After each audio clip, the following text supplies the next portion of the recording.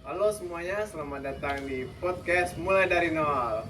Nah, bareng gue Fatih dan seperti biasa itu di samping kanan gue itu ada Partner andalan. Ada Hasbi dan juga partner andalan lagi nih, ada Genta. Yuk, tangan yuk. Ya, halo Raffi, halo pendengar semuanya. Hai semuanya, siap belajar hal baru lagi nih hari ini. Harus dong. Nah, jadi hari ini itu kita bakalan bahas satu istilah fikih mamalah. Itu yang sebenarnya itu sering banget kita praktekkan di kehidupan sehari-hari. Nggak sering banget sih. Cuman ya mungkin belum tahu aja nama kerennya gimana. Dan namanya itu akad jualah. Mungkin ada yang pernah dengar nggak akad jualah ini apa? Jualah, kayak kedengeran kayak nama makanan ya. Lulus banget nih gue. Bisa tolong cerahin nggak Hasbi bagi orang-orang yang awam kayak kita ini? Bukan makanan dong, Gen. Jadi ini, secara sederhananya, jualah itu konsepnya mirip seperti sayembara atau janji. Pemberian hadiah atau upah kalau seseorang berhasil menyelesaikan tugas tertentu yang hasilnya belum pasti. Oke. Kalau biar gampang dibayangin, itu contoh konkretnya itu gimana sih, Bi? Nah, contohnya kayak gini. Fatih, lo kehilangan kucing, Oke. terus lo bikin sayembara.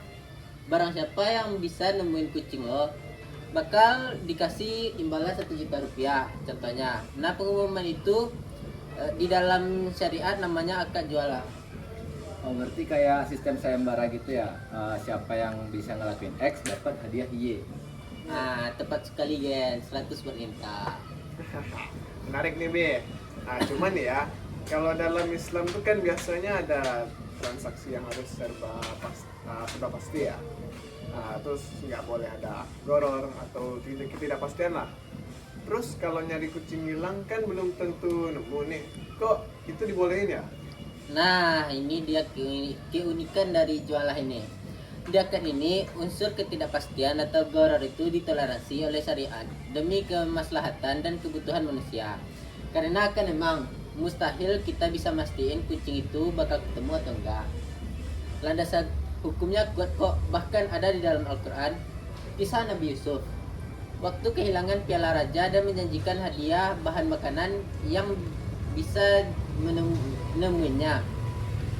Di Indonesia sendiri juga sudah diatur resmi di Fatwa DSN MUI nomor 62 tahun 2007. Berarti legal dan berkah ini ya. Terus gue mau nanya dong, bedanya jualah sama ijarah biasa itu apa ya? Kan sama-sama dapat duit tuh kalau kerja. Nah, pertanyaan bagus Gen. Perbedaan utamanya ada di kepastian kerja dan pembayaran. Kalau ijarah, kontrak kerja biasa. Pekerjaan untuk ditunjuk di awal, tugasnya jelas dan upahnya dibayar berdasarkan waktu yang dikeluarkan, terlepas dari hasil akhirnya memuaskan atau enggaknya. Contohnya kayak lo bayar tukang cukur rambut atau gaji bulanan karyawan lah. Terus gimana nih, Bi, kalau buat jualan? Nah, kalau jualan itu pekerjanya bisa siapa saja, bebas, terbuka untuk umum, dan poin paling penting lo baru dibayar kalau targetnya tercapai alias sukses. Kalau lo udah nyari kucing pati muter-muter seharian tapi nggak ketemu, lo nggak berhak dapat apa-apa dan sepati nggak wajib bayar Genta. Wah, kasihan juga ya kalau gitu kita udah usaha terus kalau nggak ketemu nggak dibayar dong. Ya namanya juga sayembara ya gamenya. Terus dari sisi pemilik barang, kalau di tengah-tengah jalan nih tiba-tiba gue batalin sama sayembara itu, terus CPR lagi, padahal si Asmi udah nyari kemana-mana tuh. Gue budget ngasih kompensasi atas usaha yang udah dia keluarin. Nah, jadi syariatnya tetap adil sih ya. Nggak boleh ada yang dirugiin semena-mena. Oh, paham.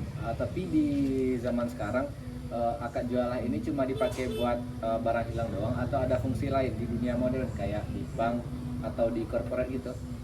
Nah, banyak banget Gen. Di industri keuangan syariah modern, jualah ini kepakai banget. Contohnya buat debt collection atau penagih utang macet. Bank syariah bisa bekerja sama dengan pihak ketiga.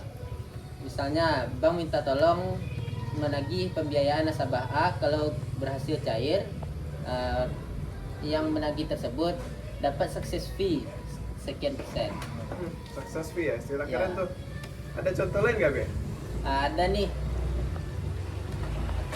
kayak sayembara bikin desain perusahaan, lomba bikin aplikasi, atau sistem reward buat agen pemasaran yang berhasil bawa nasabah baru. Semuanya pakai prinsip jualah. Siapa yang berhasil bawa hasil, dia yang dapat bonusnya. Oke, keren sih.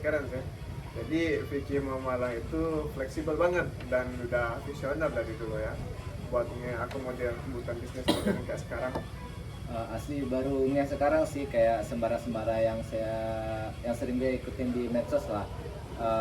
Itu pada dasarnya make akad jualah ini ya ternyata. Jadi makin tenang nih kalau mau ikut sembara-sembara kalau ada yang ngadain lagi nih di medsos. Bener sih kan. Mungkin berhubung durasi kita udah mau habis ya, boleh dong Bi kasih kesimpulan singkat nih buat para pendengar kita hari ini tentang akad jualah ini. Oke, singkatnya jualah adalah solusi syariat buat mengakomodir pekerjaan yang sifatnya target sentris atau berhasil. Rukunnya harus ada yang janjiin hadiah, ada pekerjaannya, ada hadiahnya yang jelas nominalnya, dan pembayarannya wajib diberikan begitu target sukses dicapai. Insya Allah, kalau syaratnya terpenuhi, transaksinya jadi berkah dan sah. Oke, keren. Daging semua nih penjelasan hari ini buat Bro Hasbi. Thank you juga Yunta buat pertanyaan yang mewakili kita semua. Sama-sama Fatih, dan jangan lupa guys kalau mau bikin sayembara itu hadiahnya harus jelas ya dan jangan PHP. Siap, Gen. Oke, pendengar podcast dari nol. Mungkin sampai di sini dulu episode kita hari ini. Dan juga jangan lupa pantengin deh episode berikutnya. Dan gue Fatih, Gua Hasbi. Dan saya Genta pamit undur diri. pamit undur diri. Bersama-sama tetap berkah. Bye. Uh,